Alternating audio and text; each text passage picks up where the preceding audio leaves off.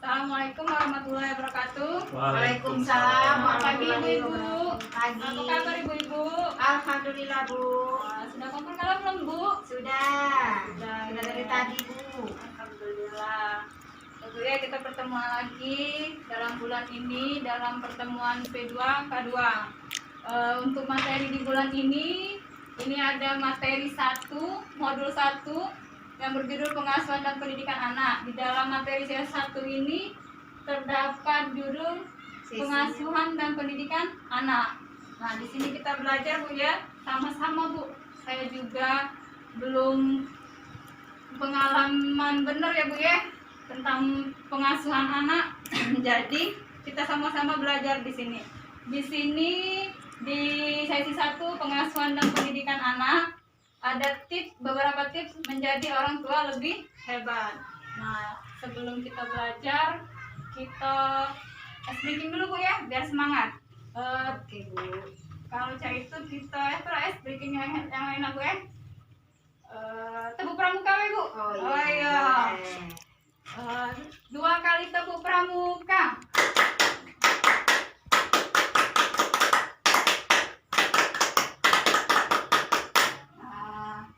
Siap Bu belajar Bu? Siap Bu. Insya Allah. Nah, di sini Bu ya, di sesi 1 ini ada beberapa tips menjadi orang tua hebat. Yang pertama, mengingatkan hal yang membahagiakan sebagai orang tua.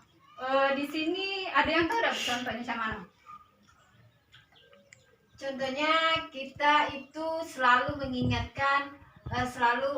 hal-hal yang membahagiakan seperti saya begitu senang kalau nanti anak saya bisa bekerja, mendapatkan uang, bisa sekolah tinggi. Nah, itu adalah hal-hal yang membahagiakan, mengingat hal-hal yang membahagiakan anak. Jadi kita timbul rasa sayang terhadap anak. Bagaimana cara mengasuhnya, bagaimana menyekolahkannya, karena kita kedepannya punya hal-hal yang mengingatkan kita ke anak kita. Oke, baik Bu. Beri tepuk tangan dulu ya Bu ya.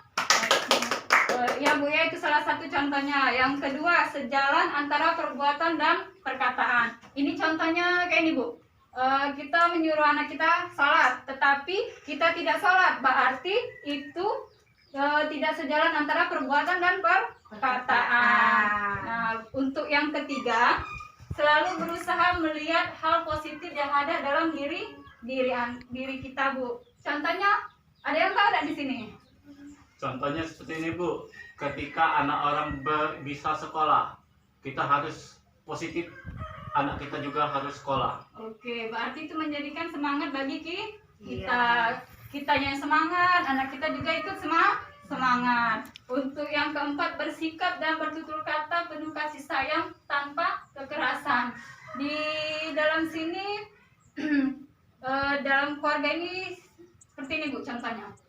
Misal anak kita hidupnya pesek, kan seringkali kita terbawa-bawa ya Bu ya, sering manggilnya pesek. Itu bukan salah satu contoh yang positif Bu, tetapi itu merupakan sikap yang kekerasan kepada anak. Jadi panggillah anak itu sesuai dengan namanya dan hal-hal yang membawa dia positif, yang membawanya lebih baik lagi. Untuk yang keempat Bu ya, ayah dan ibu saling bekerja sama dalam mengasuh anak. Di sini ini yang paling sering terjadi Bu. Bapak-bapak biasanya bekerja, pulang dari bekerja dia merasa dia mencari uang, maka sering dia memberikan tanggung jawab pengasuhan kepada ibu. Itu sebenarnya tidak baik ya Bu ya.